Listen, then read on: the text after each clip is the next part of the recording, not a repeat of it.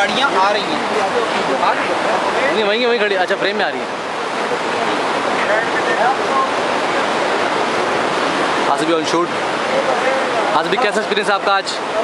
ماشاء اللہ بہت اچھا رہا. آج کافی دنوں سے ہم یہاں آئے ہیں, شوٹ کرنے کی کوشش کر رہے ہیں. یہاں کی لوکیشن, یہاں کے لوگ, ENC والے, پوری ٹیم ماشاء اللہ بہت سپورٹیو ہے. عمیر بھائی آپ سب جانتے ہیں عمیر بھائی کو, ویسے ہی ماشاء اللہ سب کے لیے بہت زیادہ ثابت ہوتے ہیں. اور سر یہ دونوں گاڑیاں آ رہی ہیں, ہمارا یہ ہم لوگ میری پہلی مووی, اللہ تعالیٰ کو دعا کرتا ہوں کہ عمیر بھائی کے ساتھ نصیب ہوں.